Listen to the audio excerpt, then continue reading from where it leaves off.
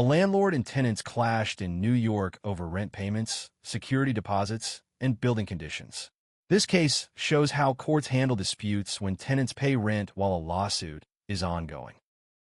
Tenants Maria Nazor and others sued their landlord, Sydney Soul Group, over several issues. This included claims about overcharged rent, an unsafe apartment, and mishandling of their security deposit.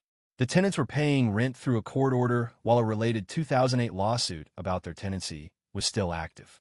The landlord asked the court to dismiss most of the tenants' claims. A lower court agreed and dismissed 10 of the tenants' claims. The tenants appealed that decision, asking a higher court to review whether the dismissal was proper for each claim. The main questions were, did the tenants' court-ordered payments count as rent under housing law? Could the landlord skip basic safety duties just because payments were court-ordered? Did the landlord properly explain what happened to the tenant's security deposit? And were claims like retaliatory eviction filed on time? The appeals court partly agreed with the tenants. It said court-ordered payments are not the same as voluntary rent, so the landlord still had to keep the building safe. The court sent the rent, overcharge, unjust enrichment, and habitability claims back, allowing them to be raised in the related 2008 case instead. It also revived the tenant's claim for an accounting of their security deposit, since the landlord did not prove the money wasn't mixed with other funds.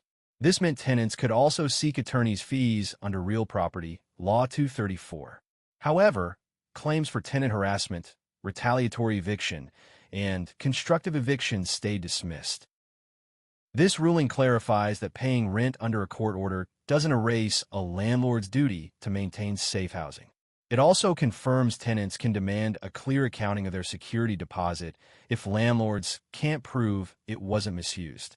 This case may guide future landlord-tenant disputes involving ongoing litigation. Facing a similar situation? Talk to a licensed landlord-tenant lawyer in New York.